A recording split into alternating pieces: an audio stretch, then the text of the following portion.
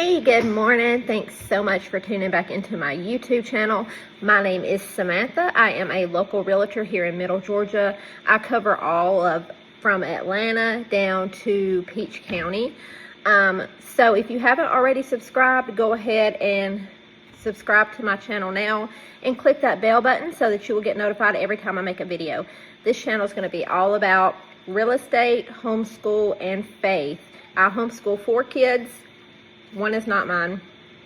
I'm full-time real estate and I'm a youth pastor. So I have a lot of job titles, but you know what? I love it.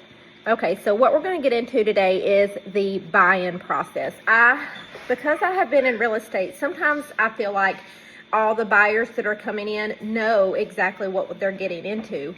But I have come to realize after dealing with some buyers that will allow a realtor to show them some houses and then find a house they like and call the listing agent, and then the listing agent ends up being the realtor. So that's not how it works. So I kind of wanted to explain it a little bit, okay? So when you first decide that you want to buy a house, the goal, first of all, is you need to contact a lender if you're going to be getting a loan. Because if you aren't pre-approved or pre-qualified, then we're not supposed to show you houses without that pre-qualification or pre-approval letter. Here in Georgia, that protects our sellers from having to show the house unnecessarily to someone that may not be able to afford the house. Second, contact a realtor. Sometimes if you have family that are realtors or that case, they may not be the right realtor for you. You want someone who is going to listen to your wants and needs, who's going to help you get in a house you can afford. Because because you are pre-approved for a certain number doesn't always necessarily mean that you can afford to pay that in mortgage every month. So you want a realtor who's going to sit down with you and really go through all that with you. Secondly, once you talk to one realtor, stay with that realtor. Unless like y'all don't click or there's an issue with the realtor. But if they've been out showing you houses, they've been finding you houses, they've been really communicating with you, stay with that realtor. Because I don't think that people fully understand that we do not get paid until you close on your house. So if you go with a realtor and they show you 15 houses and then you find a house that you like and you contact the listing agent, the realtor that previously showed you 15 houses gets no money out of that deal whatsoever. So I really wanted to make that known. That has happened to me once in my career, but I do try to make that known to my clients up front, and us as agents have to do a better job about communicating that with our clients. Look, we don't get paid until you get a house, so that's why it's important for us to find you the house that you want. And that's why I don't understand sometimes realtors that don't do what they're supposed to do, because they literally don't get a check until you either, if you're a listing agent, sorry, there's flies in my house and it's driving me nuts, until you sell their house, or if you're a buyer's agent, until you find that buyer a house. So that's what I wanted to clear up. Okay, the next step of the process. Okay, so what's the next step? So you find a house that you truly love.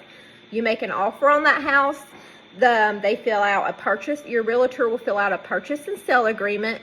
You will have to tell them the amount of earnest money you want to put down, which is usually 1% of the purchase price.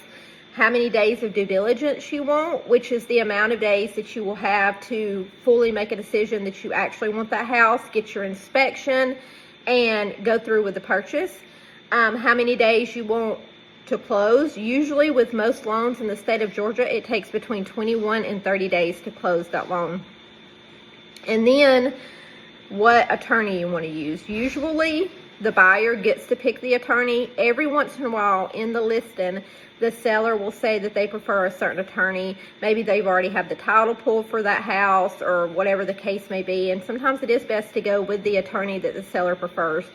It can even save you money if they've already got the title pulled. So after you fill the purchase and sell agreement out, your agent will send it back over to the selling agent, the listed agent, excuse me, and then they will go over that purchase and sell agreement with their client, and they will come back with negotiations, or they will just accept the offer altogether. And then that means you are fully under contract. Once everyone has signed that purchase and sale agreement, then that means it's binding and you are under contract. So at that point, you can contact your inspector to go out and inspect the home. I highly, highly encourage everyone that buys a home in the state of Georgia to hire an inspector.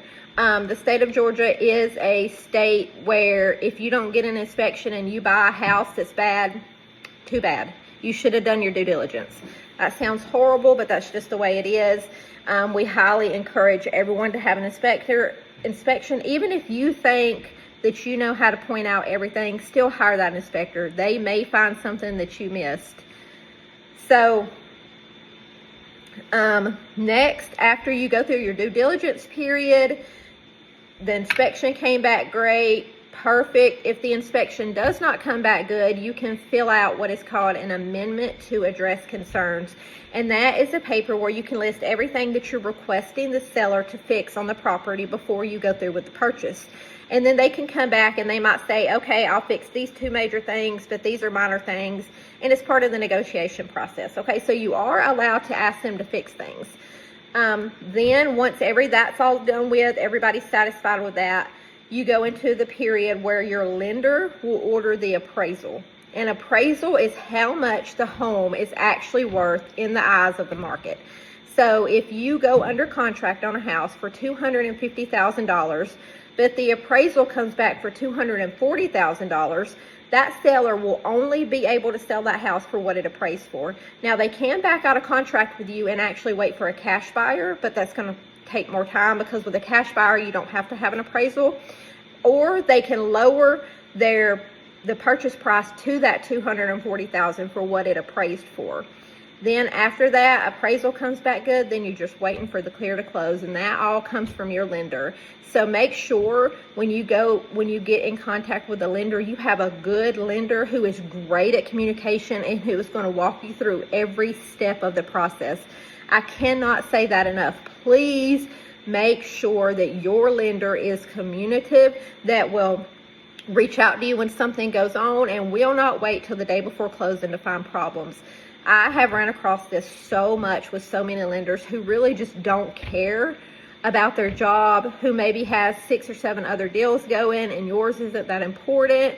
Please make sure that you find a lender that is highly communicative. I have a lender that I use all the time. We've actually done a video here together on my YouTube channel. If you need a lender, please reach out to me. I will point you in his direction.